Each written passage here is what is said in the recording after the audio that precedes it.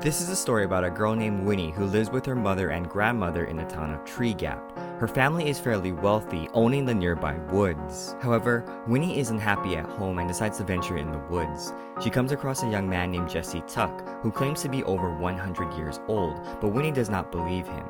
She asks to drink the water from a nearby spring, but Jesse insists that she not. Suddenly, Mae and Miles appear, Jesse's mother and brother.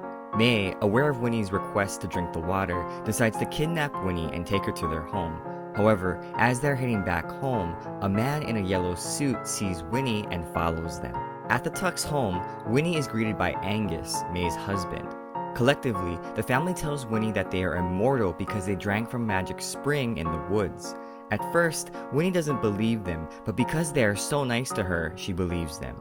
However, the man in the yellow suit hears their story and returns back to Treegap. The man with the yellow suit tells Winnie's family that he'll help them get Winnie back safely if they sign away their ownership to the woods. Winnie's family makes the deal, and the man in the suit goes to retrieve Winnie. The man in the yellow suit confronts the Tucks and explains that he will soon own the woods and the magical water. After hearing about the man's plan to sell the water, Mae hits the man with a gun. She is arrested and the man is rushed to a doctor. He eventually dies. Mae is held in the local jail and sentenced to be hanged.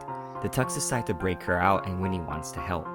Jesse, who has grown to like Winnie, offers her a small vial of the magical spring water and tells her to drink it when she's 17 so that they can live as young adults forever. The breakout is successful as Winnie pretends to be Mae in the jail cell while the family escapes.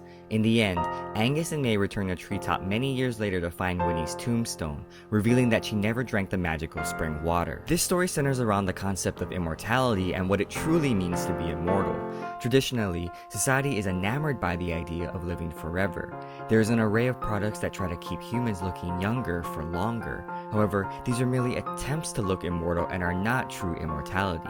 Looking at immortality more closely, readers can see that it is more of a curse than a gift. The Tucks explain all of the downsides of being immortal, such as the loss of family and friends, constant moving, and others suspecting witchcraft. But perhaps the biggest detriment of immortality is a lack of a complete and circular life, as described in the many images of water throughout the story. As Angus explains to Winnie, water is always moving in a cycle, and it's this constant movement that gives it life. A life is made up of different phases and periods, and without the completeness of the death phase, life becomes stagnant and incomplete.